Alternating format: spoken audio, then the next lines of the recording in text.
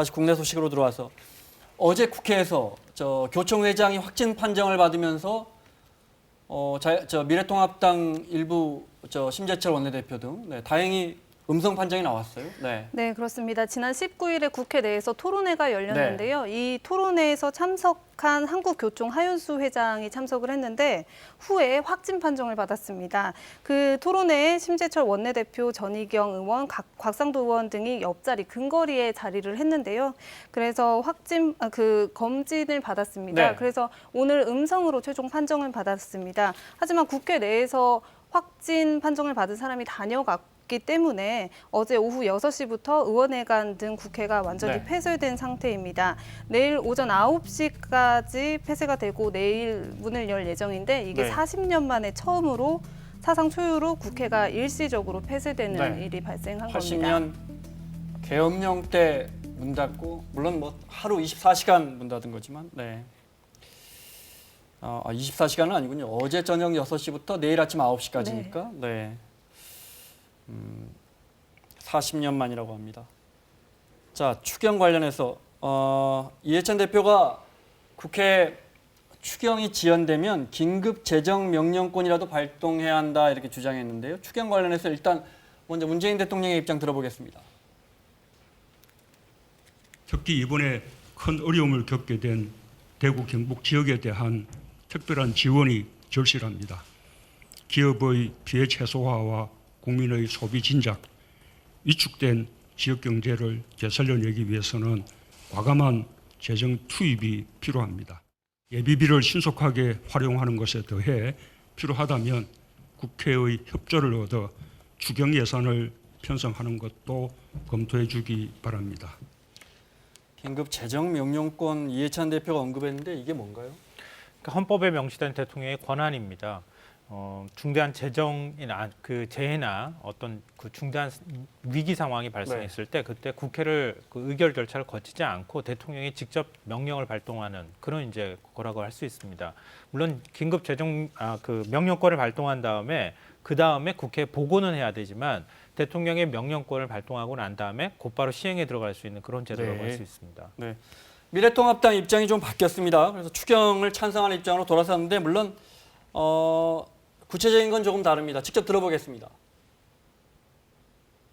추가 경정 예산을 편성해서라도 방역 작업이 원활히 진행되고 장기적으로 그 경제가 회복 불능의 상태에 빠지는 것은 막아야 되겠다는 생각은 우리 당도 똑같이 생각을 하고 있습니다. 15조 이런 이야기도 있는데요. 그것이 어느 정도 필요한지 여부는 저희들이 이제 예산을 심사하면서 그것이 과연 지금 현재 필요한 것이라면 좀 더 대폭 반영을 하고 또 이 기회에 끼어드는 선심성 예산이나 그런 경우는 과감하게 또 삭감을 해야 되는. 추경 메르스 때 11조 원 추경했더라고요. 네. 규모는 아마 그보다 조금 더 크지 않을까 싶고 중요한 건 특히나 대구 경북 지역이 심각하니까 적시에 투입되는 거. 아무래도 메르스 때보다는 좀 더 추경 규모가 커지지 않겠는가 이렇게 예측을 하는데요. 일반적으로 우리가 추경 11조다 이렇게 얘기를 하지만 실제로 세출을 확대하는 그 예산은 한 절반 정도 차지한다고 생각하시면 되고요. 그러니까 메르스 때 같은 경우에는 직접 메르스에 있어서 대응하는 예산이 한 2조 5천억 정도 됐습니다. 근데 이번에는 아마 그 배 정도, 5조 원 정도는 편성해야 되지 않겠느냐 이렇게 얘기를 하고 있거든요.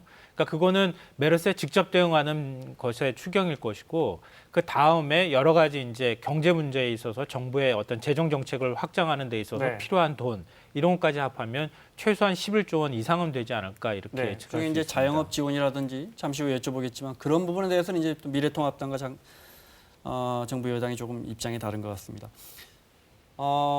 자영업, 특히 작은 기업, 중소기업 하시는 분들, 동네 자영업 하시는 분들은 어느 지역을 가리지 않고 매우 심각한 상황인데 현장의 목소리 몇 분만 좀 들어보겠습니다.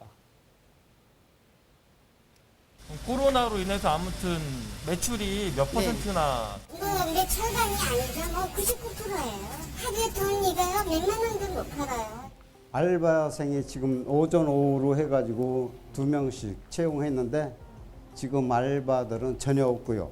직원도 1명 정도 감원하고 심지어 가스나 전기를 사용하는데 그것도 못 내가지고 자영업 입장에서는 손님이 아무리 줄어도 임대료를 내야 하니까요. 엄청난 부담이죠. 이게 오래 가면은 진짜 문 닫는 데 엄청 많아요. 월세를 못 내면은 접어야 되잖아요. 정말 예, 주인분들이 조금 생각해서 해줬으면 좋지요. 조금 봐달라 하는데 모르겠어요. 집세만 나와도 저는 하겠다라는 생각을 어디 더 버틸 수 있다는 생각을 하고 있는데 이번 달에는 솔직히 자신이 없어. 송 기자, 기본적으로 월세를 내야 한단 말이에요. 정부가 지금 생각하고 있는 대책들이 어떤 게 있습니까? 네, 정부에서는 우선 손님이 줄어드니까 매출은 당연히 줄어드는데 임대료는 고정적으로 내야 하는 자영업자들이 많습니다. 그래서 집주인, 건물주가 임대료를 일시적으로 인하를 해주면 이에 대해서 세제 혜택을 줘야 하지 않냐 이런 목소리도 있고요. 건물주의 임대소득세에 대해서 세금을 깎아준다. 네, 그것도 필요하다는 목소리가 현재 있고요. 그리고 자영업자 같은 경우에 부가세를 내는데 일부를 감면해야 하지 않느냐 네. 이런 목소리도 있습니다. 그리고 중국과 관련된 사업체를 운영하는 업체들도 타격이 있는데요. 중국이 현재 봉쇄된 지역에 뭐 중간재 업체, 생산업체가 있었다거나 아니면 작은 생산업체의 경우에 확진자 1명이 나오면 공장 자체가 폐쇄되는 경우도 있어서 이에 대한 작은 업체들에 대한 지원도 검토되어야 한다는 목소리가 나오고 있습니다. 네, 앞서 신촌의 그 음식점 사장님 전기요금, 가스요금도 이야기하잖아요. 네. 이런 거라도 예를 들어 월 매출 얼마 이상 급감한 걸 입증한다면 좀 정부가 지원해 준다든지 어떤 게 있겠습니까? 그러니까 지금 이전에 정부가 이미 시행을 하고 있는 대책이 있는데요. 긴급 경영 안정 자금이라고 해서 그걸 이제 대출 형태로 해서 정부가 지원을 하겠다고 발표를 했는데 그 다음에 소상공인 연합회에서 대출도 어차피 내가 가지고 있는 빚에 더 빚이 얹어지는 것 아니냐. 그런 방식은 지금에 있어서 효과적인 대책이 아니다. 네. 그러니까 말씀하신 것처럼 뭐 전기료 감면이라든가 이런 조치들이 있다거나 아니면 임대료가 좀 내려갈 수 있는 효과로 나타날 수 있는 직접 지원의 형태로 들어갈 수 있는 것들이 지금 필요한 상황이다. 그만큼 절박하다 이렇게 지금 얘기를 하고 있는 네. 상황입니다. 마스크 문제 좀 살펴보겠습니다. 어제 KBS 보도를 보니까 송 기자, 우리가 하루에 1,000만 개 정도 마스크를 만들고 있던데 근데 왜 이렇게 부족한 겁니까? 네, 지금 식약처에서도 긴급 수급 조정 조치를 하고 있고 하루에 1,000만 개 정도가 생산이 되고 있습니다. 하지만 시장이나 소비자들이 나는 구하지 못해서 어려움을 겪고 있다라고 하는 거는 생산하는 만큼 시장에 풀리지 않아서인데요. 첫 번째는 이 생산량 가운데 일부가 수출로 네. 다른 외국으로 가는 경우도 있고요. 두 번째는 일부를 묶어놓고 나중에 판매하기 위해서 묶어놓는 경우도 있는데 매점 매석한단 말이에요. 네, 그렇죠. 그래서 정부가 오늘 대책을 내놓은 것은 판매업체의 경우에는 수출할 수 없도록 막고요. 그리고 네. 생산업체의 경우는 수출할 수 있는 양을 10%로만 딱 그 제한을 네, 했습니다. 10% 이상은 수출하지 마라. 네, 그래서 좀 더 시장에 많이 풀릴 수 있도록 조치를 하게 된 네. 겁니다. 가장 마스크가 절실하게 필요한 분들은 어디겠습니까? 대구 경북 지역인데 영상 보겠습니다. 어제 대구고요. 마스크 사려고 마트 앞에 줄 선 거 보십시오. 네. 네, 하나씩입니다. 하나씩입니다. 하나씩. 아유. 네. 오늘입니다, 이건. 네. 역시 대구입니다. 줄을 마스크 사려고 여기도 대형 마트 앞인 것 같아요. 네, 다 줄 서 있고요. 그러니까 몇 시에 대량으로 공급합니다. 이러면 이제 그거 보고 오시는 거예요. 네. 워낙 마스크 때문에 또 사람들이 갑자기 마트에 몰리니까 혹시라도 대구라서 감염 위험. 마스크 파시는 분들도 너무 힘들고 또 여기 다 이렇게 마스크 사러 온다고 이렇게 다 이렇게 밀집대가 있으니까 이것도 불안하고요. 안철수 국민의당 대표가 SNS 통해서 이런 우려를 표했던데 KF94가 이제 일반적으로 우리 미세먼지 막는 마스크가 4,000원 정도 하다가 6,000원까지 금방 오르는데 그것마저 품절이다. 이게 5,000원으로 치면 한 달 마스크 값만 월 60만 원인데 이건 어떻게 봐야 합니까? 마스크 값을 꼭 틀린 말은 지원해달라, 아니지만, 네. 지원해달라 이런 얘기는 아니었고요. 네. 마스크를 좀 더 국민들이 쉽게 살 수 있도록 해달라, 이런 네. 이제 대책을 좀 마련해야 된다고 하는 지적을 하면서 이제 네. 저런 예를 든 건데요.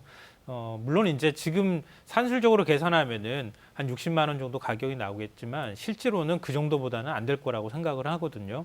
근데 그렇다 하더라도 최근에 마스크 수요가 굉장히 많이 늘었고 그게 일부 생활이 어려운 분들한테는 경제적 부담이 될 가능성이 매우 높은 거죠. 그러니까 그런 부분에 대해서 정부가 대책을 만들어야 할 필요는 있는 것 같고요. 그리고 이제 마스크를 사는데 대구 지역 같은 경우에 지금 저렇게 줄을 뭐 몇백 미터씩 줄 서가지고 마스크를 살 수 있도록 하는 이런 방식은 좀 아닌 것 같아요. 그러니까 지금 그러지 않아도 시민이 지적하셨잖아요. 그러니까 조밀하게 사람들이 있으면서 거기서 또 감염이 일어나는 거 아니냐 이런 걱정도 하는 거거든요. 그러니까 마스크를 대구 지역에서 지금 판매를 할 때 일반적인 전부 관공서에서도 일정하게 그 수요를 좀 충당할 수 있도록 하는 방법이나 이런 것들까지 해서 저렇게 길게 줄을 안 설 수 있도록 하는 방법을 정부가 좀 빨리 찾아야 되지 않을까 싶습니다. 네, 알겠습니다.